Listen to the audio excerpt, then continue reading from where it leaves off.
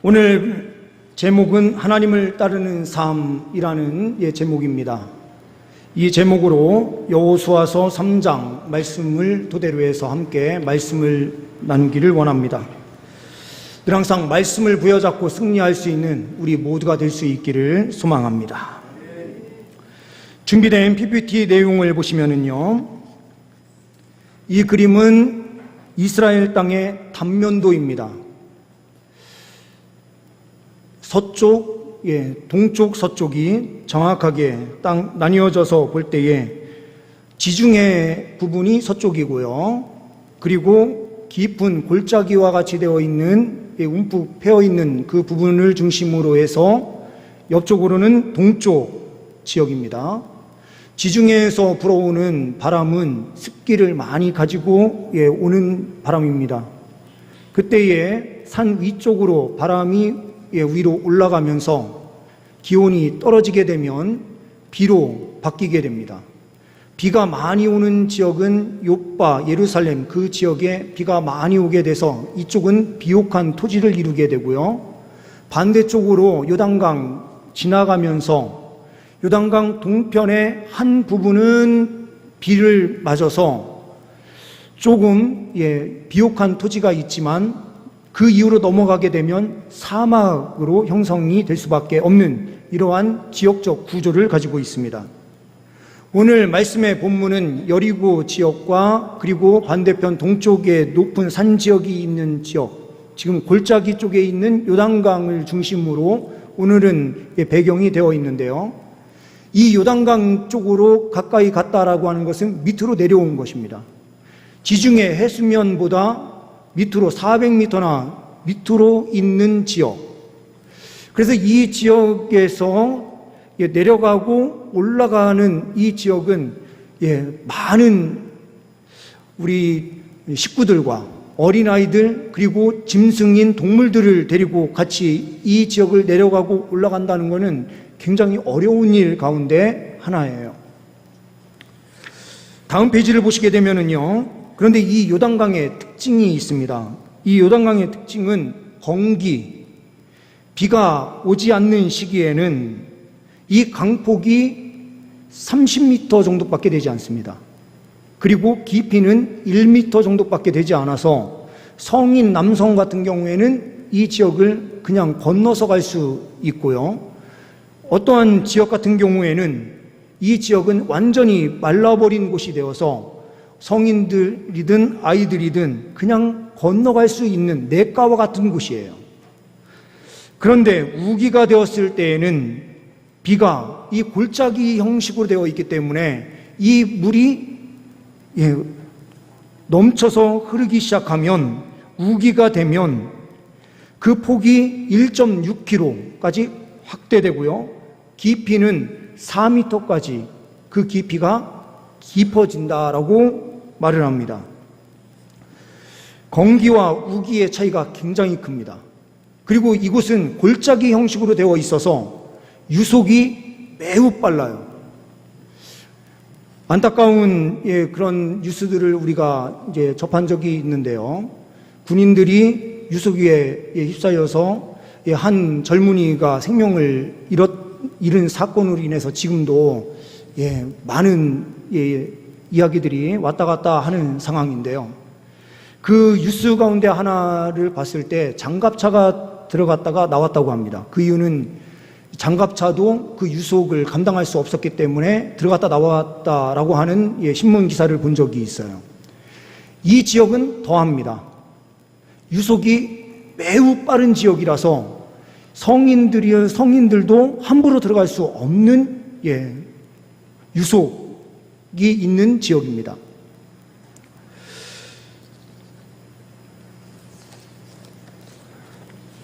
오늘 이스라엘 백성들이 요단가에 도착을 했습니다. 1절 말씀을 보시게 되면 또 여호수아가 아침에 일찍이 일어나서 그와 모든 이스라엘 자손들과 더불어 시딤에서 떠나 요단에 이르러 건너가기 전에 거기에서 유숙했다라는 표현이 나옵니다. 이 말씀으로 볼 때에 우리는 첫 번째로 보게 되는 내용은 준비하며 기도하는 삶이 있을 때에 하나님을 따르는 삶이다라는 것입니다. 하나님을 따르는 삶은 준비하며 기도하는 것입니다. 우리가 생각할 때에는 기도만 하면 되지 라고 생각하시는 분들이 있어요. 그런데 오늘 2절 말씀에서는 뭐라고 말씀하고 있습니까? 사흘 후에라는 표현이 나오죠. 이 요단가에 도착을 해서 유숙하면서 3일을 지내요. 3일의 시간이 왜 필요했을까요? 이 시간은 하나님의 역사를 기다림의 시간이었습니다. 이 시간은 하나님의 때를 기다리는 것입니다. 이 기다림의 시간은 기도하며 하나님의 뜻을 구하는 시간이었습니다. 3일이라고 하는 그 시간, 이들이 보았을 때에 하나님께서 빨리 역사하셔서 저 요단강 빨리 건너갔으면 좋겠는데요. 하나님께서는 기다려라 라고 말씀하시는 거예요. 그 기간을 3일의 기간을 둬요. 근데 옆에는 물이 흘러가는 소리가 막 들리겠죠. 여호수아는 그 흘러가는 물을 보면서 어떠한 생각을 했을까요? 두려운 마음도 그 안에 분명히 존재했을 것입니다. 어떻게 이 물을 건너갈 수 있을까? 그리고 200만 명이라고 하는 엄청난 숫자의 이 이스라엘 백성들을 이끌고 어떻게 이곳을 안전하게 건너갈 수 있을까라고 하는 이러한 두려움이 있었을 것입니다.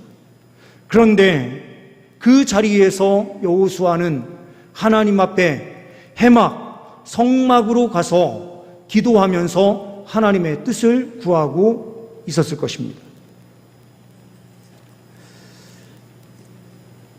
우리 그리스도인들이 반드시 해야 되는 것이 있습니다.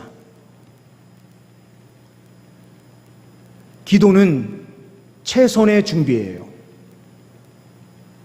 기도하는 것은 계획하고 어떠한 일을 하는 것을 포기하는 것이 아니라 그 일이 하나님의 은혜 속에서 잘 진행될 수 있도록 하는 것, 그것이 바로 기도예요. 하나님께서 모든 계획을 세우시고 모든 것을 이끌어 가십니다. 주님께서 영원전에 우리를 택하셔서 구원하시기로 작정을 하시고 하나님 백성들을 위해서 이 지구를 만드세요. 우주를 만드시고 이 지구를 그 가운데 세워놓으셔서 그곳에 살게 하시고 이 아담과 하와가 범죄를 저지르는 그 순간 하나님께서는 구원자를 약속하시면서 모든 계획을 구원하는 일에 집중하시면서 우리 인류를 구원하시겠다라고 약속하세요. 하나님께서는 모든 것 안에 하나님의 계획을 완벽하게 실행해 가시는 것을 보게 됩니다. 하나님을 닮은 하나님의 형상을 가진 우리 또한 이 세상을 살아가면서 계획을 철저하게 세워야 돼요. 그런데 우리는 하나님이 아니라 우리는 연약한 존재이기에 하나님은 기도하실 필요가 없어요. 하나님은 하나님께서 생각하신 모든 방법대로 모든 일을 행하실 수 있는 분이기 때문에 그래요. 그런데 우리 그리스도인들, 하나님의 백성들은 반드시 기도를 해야만 돼요. 기도할 때에 하나님께서는 그 가운데 응답하여 주셔서 하나님께서 온전한 인도하심으로 승리케 하여 주시는 것입니다. 중세 시대에 한 수도원에서 있었던 일입니다. 하나님께 더 가까이 다가가기 위해서 많은 사람들이 세상 일을 다 내려놓고 수도원으로 들어오기 시작했어요. 그런데 안타깝게도 이 수도원에서 하나님을 만나는 사람들이 생각보다 적었던 거예요. 그러다 보니 한두 사람씩 수도원을 떠나기 시작합니다. 이 수련생 중에서 한 사람이 자기 좋아하던 친한 친구인 동역자가 이 수도원을 떠나려고 할 때에 그를 붙잡기 시작해요. 조금만 더 함께 기도하자. 그럼 하나님께서 만나 주실 거야. 반드시 하나님을 만날 수 있어. 조금만 더 하는데도 이 친구는 떠나려고 그래요. 그래서 이 수련생이 이 수도원의 원장에게 이야기를 합니다. 원장님, 이렇게 사람들이 다 떠나는데 왜 가만히 보고만 있습니까? 좀 잡아주십시오.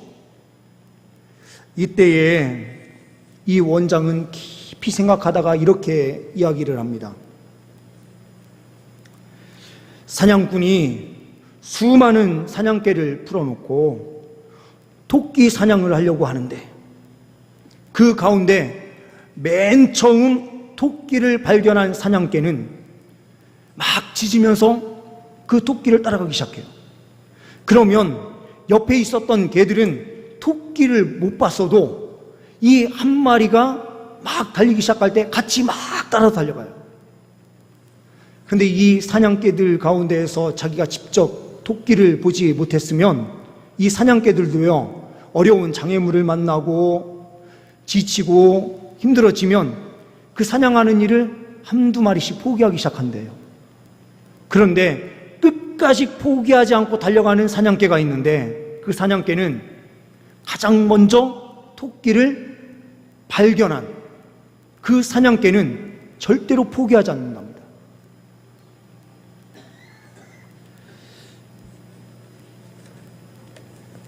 우리가 중간에 기도를 포기하는 이유는 무엇일까요? 하나님을 제대로 만나지 못했기 때문이에요. 사냥개도요, 자기가 잡아야 되는 토끼를 보는 순간 포기하지 않고 달려가는데요. 우리 그리스도인들, 우리는요, 기도의 자리를 지키는 분들은 어떠한 분들인가? 기도의 능력을 체험하신 분들입니다. 기도의 능력을 한번 체험해 보면 기도를 포기할 수가 없어요. 그리고 어려운 일이 탁 생기면 바로 즉시로 하나님 앞에 나와서 엎드리게 되어 있습니다. 하나님을 체험해 보았느냐, 체험하지 못했느냐, 이것은 신앙생활을 결정하는 매우 중요한 부분이 돼요. 오늘 주님께서는 사흘 동안 이스라엘 백성들이 요단 강가에서 기다림의 시간을 갖게 하신 이유는 무엇일까요? 기다려보고 하나님의 은혜를 갈망해 본 사람은 하나님께서 역사를 베풀어 주셨을 때에 이것은 정말로 하나님의 은혜구나 라고 기억하면서 하나님께 영광을 돌리게 되어 있습니다. 하나님께서는 이 모든 과정을 준비하시며 달려가시고 계셨던 것입니다. 두 번째로는 우리는 본문 말씀을 통하여 하나님을 따르는 삶은 어떠한 삶인가? 집중하며 따르는 삶이다라는 것을 보아요. 아니, 따르는 삶인데 집중하고 또 따르는 삶 이렇게 붙어 있으니까 좀 이상해 보이죠? 이게 조금 어감을 맞추기 위해서 제가 이렇게 했는데요. 하나님을 따르는 삶은 집중하고 하나님 말씀을 붙잡고 가는 삶이다, 이렇게 이야기하는 게 더 정확합니다. 3절 4절 말씀을 보게 되면 이렇게 말씀하고 있습니다. 백성에게 명령하여 이르되 너희는 레위 사람 제사장들이 너희 하나님 여호와의 언약궤를 메는 것을 보거든 너희가 있는 곳을 떠나 그 뒤를 따르라. 그러나 너희와 그 사이 거리가 2000규빗쯤 되게 하고 그것에 가까이 하지는 말라. 그리하면 너희가 행할 길을 알리니 너희가 이전에 이 길을 지나보지 못하였음이니라 하니라. 여기에서 집중해야 되는 부분은 무엇일까요? 준비된 PPT 내용을 보시게 되면은요, 요단강을 건너가는 상황이 그려져 있는 그림인데요, 언약궤와 앞에 선두로 서 있는 르벤, 갓, 므낫세 반지파, 요 지파들이 4만 명가량이 가장 앞장서서 먼저 가게 되는데요, 그 앞에 뭐가 있습니까? 언약궤가 있죠. 여기에서 오늘 말씀에서 보게 되면 거리를 얼마나 두라고 했습니까? 2000규빗. 예, 1규빗은 얼마만큼인가? 여기 끝에서요, 딱 접혀지는, 팔이 딱 접혀지는 요 부분이죠. 제가 요 부분을 제가 딱 재보니까 50cm더라고요. 사람마다 이 거리는 작겠지, 이게 서로가 좀 다를 수는 있는데요. 45에서 50으로 평균적으로 봅니다. 그럼 이 거리는 1km에서 900m 정도 되는 거죠. 왜 언약궤를 1km 앞에 가게 했을까요? 르우벤, 갓지파, 므낫세, 반지파 바로 앞에서 언약궤가 가도 충분할 텐데 언약궤가 이렇게 1km 앞에 있도록 한 그 하나님의 목적은 무엇일까요? 이스라엘 백성들이요, 요단강을 건너는데 일렬로 쭉 서서 건너간 게 아니에요. 우리가 생각을 해보면은요, 200만 명이에요. 200만 명이면 우리 성남시 인구의 2.5배 정도 되는 그렇게 많은 숫자의 사람들이거든요.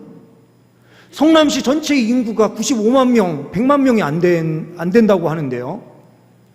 2배에서 2.5배 정도 되는 그 짐승까지 포함하며 엄청 많은 숫자가 이 요단강을 건너야 되는데요. 일렬로 서서 간 게 아니라 요단강이 딱 끊기는 그 자리부터 넓은 긴 거리를 한꺼번에 같이 쭉 넓은 데서 넘어가는 거예요. 그럼 넓은 모든 끄트머리에서 끄트머리까지 사람들이 몇 킬로에 걸쳐서 있었는지는 모르겠지만 이 모든 사람들이 율법궤를 보려면 가까이에 붙어있는 율법궤가 아니라 최소한 1km는 떨어져 있어야 그 끄트머리에 있는 사람들도 율법궤가 출발하는구나 출발하지 않는구나라는 것을 정확하게 볼 수가 있었던 거죠. 그러니 온 백성들이 정확하게 집중하여 볼 수 있는 거리가 1km였던 거예요.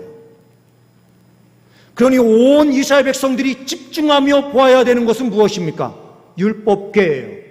율법궤는 하나님을 상징적으로 표현하는 것이고요. 율법궤 안에는 하나님의 말씀인 십계명의 말씀이 들어져 있었으니 이것은 하나님 말씀을 뜻하는 것이죠.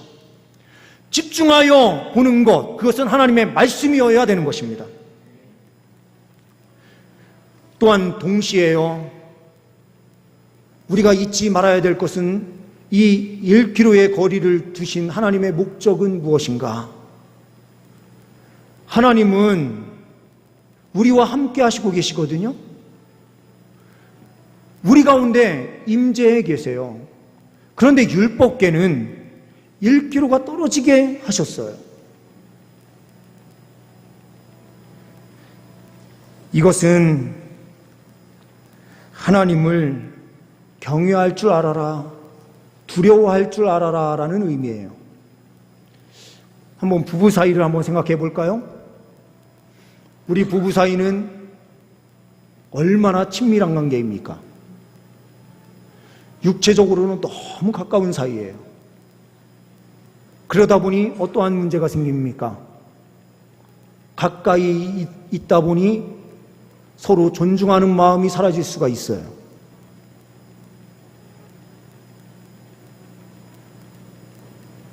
부부 사이는 육체적으로는 늘 항상 가까이 해야 되지만 마음 한편에서는 이 마음이 두려운 마음도 함께 가져야 됩니다.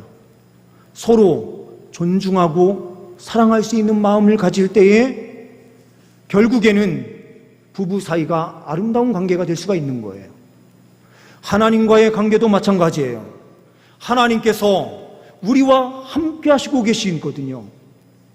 그런데 율법궤는 2000규빗이 반드시 떨어지게 해서 하나님을 함부로 대하지 못하도록, 하나님을 하나님으로 모시는 그 마음을 반드시 갖도록 하나님께서는 율법궤는 거리를 두도록 하셨습니다.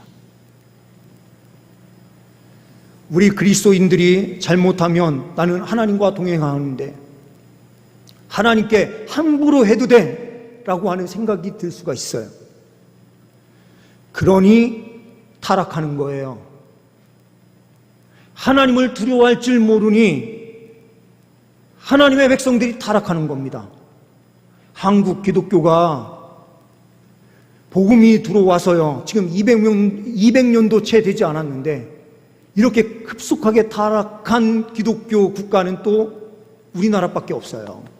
물론 우리나라는 기독교 국가는 아니지만요, 한국의 교회가 이렇게 빨리 타락한 것, 그 이유가 뭐냐?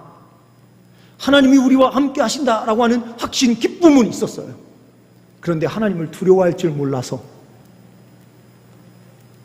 성결한 삶을 살아야 되는 우리가 성결한 삶을 살지 않아요.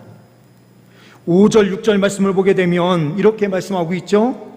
여호수아가 또 백성에게 이르되 너희는 자신을 성결하게 하라. 여호와께서 내일 너희 가운데 기이한 일들을 행하시리라. 내일은 어떠한 날입니까? 내일은 우리 편으로 볼 때에는 불확실한 미래예요. 내일만큼 불안한 날이 어디 있습니까? 내일만큼 알 수 없는 날이 어디 있습니까? 그런데 우리가 성결하게 하고요, 하나님을 모시고 달려가면 내일이 불확실한 날이 아니라 하나님의 기이한 역사를 체험하는 날이다라고 말씀하는 거예요. 6절 말씀에는 여호수아가 또 제사장들에게 말하여 이르되 언약궤를 메고 백성의 앞서 건너라. 백성 앞에 율법궤가 가면서 놀라운 역사가 펼쳐지는 것입니다. 우리의 삶에 늘 항상 율법궤를 앞에 모시고 두려워 떨 줄 아는 경외심으로 주님을 온전하게 섬기며 달려갈 때에 우리의 삶에는 내일인 매일매일의 삶이 이적과 기적으로 넘쳐나게 되는 줄 믿습니다. 준비된 PPT 내용 하나 더 보시면은요, 다음 페이지입니다. 네, 그림이 좀 작아서 잘 안 보이실 거예요. 이 그림은 사하라 사막의 사막개미 그림입니다. 일반 개미들은 자기가 갔었던 길을 어떻게 다시 찾아오는가 보면은 자기 몸에 있는 페로몬이라고 하는 성분을 곳곳에 땅에 조금씩 묻혀놓고 가요. 그래서 돌아올 때 그 냄새를 맡고 돌아오는 겁니다. 그런데 사하라 사막은 어떻습니까? 바람이 한번 불면 몸에서 배출해서 묻혀놓은 자기 냄새를 맡을 수가 없거든요. 그런데 이 사하라 사막에 있는 개미가 집으로 정확하게 돌아오는 거예요. 그래서 이 부분이 어떻게 가능한가 해서 과학자들이 연구하기 시작했거든요. 연구하다 보니 이 개미가 처음 집을 짓고 들어가서 바로 활동을 시작하는 게 아니라 그 주변에서 가까이에서 왔다 갔다만 하는 거예요. 3일 동안이요. 3, 4일을 그 집을 만들어 놓은 곳에서 왔다 갔다만 하다가 3, 4일 지난 다음에 멀리 가기 시작하는 거예요. 그런데 처음 나왔던 개미들도 바깥으로 아무리 멀리 가도 다시 정확하게 돌아옵니다. 지그재그로 움직였던 개미들도 돌아올 때는 직선으로 돌아와요. 그리고 저쪽으로 갔다가 다시 90도 이상씩 꺾고 다시 돌아올 때는 길이 일직선으로 정확하게 돌아오는 거예요. 어떻게 가능할까? 이 개미들은요, 자기 집을 중심으로 흐르고 있는 지구의 자기장의 그 부분을 3, 4일 동안 습득하는 겁니다. 자기 집에 있는 자기장의 흐름 부분을 정확하게 알고 있어서 멀리 떠나 있어도 어느 곳으로 어떻게 가 있어도 이곳으로 직선으로 다시 돌아올 수 있는 감각이 있는 거예요. 우리 성도들은요, 어떠한 삶을 살아야 승리하는 삶입니까? 이거는 생체 나침판이 한마디로 개미들 안에 내장되어 있는 것과 똑같은 거예요. 우리 그리스도인들이 승리하는 방법은 말씀을 우리 마음에 온전하게 새기는 것입니다. 세상에 나아가서 세상에서 이런 방식 저런 방식으로 다양한 방식으로 우리가 살아가지만 늘 항상 기준은 하나님 말씀의 기준을 두는 거예요. 멀리 떨어져 있다가도 다시 일선으로 돌아와서 그곳에서 말씀을 통하여 우리가 새롭게 되고 다시 그 말씀을 가지고 세상으로 또 나아가서 다시 돌아와서 그 말씀으로 새롭게 되는 이 과정을 계속해서 끊임없이 반복해 나아갈 때 결국에는 승리하는 삶이 그리스도인들 안에 있게 되는 것입니다. 우리는 율법계에 하나님 말씀에 집중하면서 따라가는 삶을 살 때에 우리는 승리하게 되는 줄 믿습니다. 세 번째로는 두려워하지 말고 행동하는 삶을 살아라고 주님께서 말씀하십니다. 15절 말씀을 보시게 되면 이렇게 말씀하고 있습니다. 개를 맨 제사장들의 발이 물가에 잠기자 물이 멈추기 시작하죠. 17절 말씀에서는 이렇게 말씀합니다. 모든 백성이 요단을 건너기를 마칠 때까지 모든 이스라엘은 그 마른 땅으로 건너갔더라. 우리는 홍해 도화 사건을 잘 기억합니다. 홍해 도화 사건은 직접 발을 담글 필요가 없었죠. 그렇게 하다 보니 그냥 모세가 지팡이로 가리키는 그 부분에서 동풍이 불면서 이 홍해가 쫙 갈라지니 자기네들은 아무것도 안 했어요. 그러고 이 홍해를 건넜거든요. 그러면서 광야길을 건너서 이제 가나안으로 들어가려고 하는 순간 어떻게 됩니까? 정탐꾼들이 믿음 없는 말을 하게 되니까요. 행함 없는 두려움을 떨쳐버리는 믿음의 행동의 삶이 홍해에는 없었던 거예요. 그러니 이들이 실패할 수 있는 여지가 있었던 거죠. 그런데 오늘 요단강을 건널 때에는 어떻게 합니까? 너희가 믿음 있는 그 믿음의 행동을 직접적으로 보여라. 발을 유속이 빠른 그 물에 직접적으로 집어넣어라. 그것도 율법궤를 메고 있는 제사장들이요. 이거 잘못하면 어떻게 됩니까? 제사장들이 쓰러지면서 거기에서 와해되면은 율법궤도 다 떠내려가고요. 사람도 죽는 거예요. 이 두려움이 분명하게 존재하지만 발을 한 걸음 그 물에 담글 때에 하나님께서는 그 즉시로 어떻게 하십니까? 물이 그치게 하세요. 두려워하지 않고 행동하는 신앙, 그 신앙으로 나아가는 하나님의 백성들에게 주님께서는 이적과 기적이 펼쳐지게 하시는 것입니다. 물이 그치고 마른 땅으로 걸을 수 있는 영광의 은혜를 누리게 하십니다. 우리는 오늘 말씀을 통하여 다시 한번 정리하면서 기억해야 되는 것은 무엇입니까? 하나님을 따르는 삶은 기도만 하는 삶이 아니라 준비하면서 기도하는 삶이다 라는 것입니다. 우리는 집중하면서 달려가야 되는데 율법궤에 집중하면서 하나님만 집중하면서 하나님 말씀을 가슴에 온전히 새기며 달려갈 때 우리는 승리하게 되는 줄 믿습니다. 말씀이 있는 사람들은 반드시 두려워하지 말고 행동하는 신앙으로 달려갈 때에 하나님께서는 그 이적이 현실 속에서 그대로 이루어지도록 주님께서는 함께하여 주시는 줄 믿습니다. 기도하십니다. 하나님 아버지 감사합니다. 우리 모든 주의 백성들 늘 항상 주님만 따르는 삶, 주님께만 집중하는 삶, 말씀을 중심에 두는 삶 살게 하여 주옵소서. 그러므로 하나님의 놀라운 은혜를 받아 누리는 주의 백성들 되게 하옵소서. 우리 주 예수 그리스도의 이름으로 기도하옵나이다. 아멘.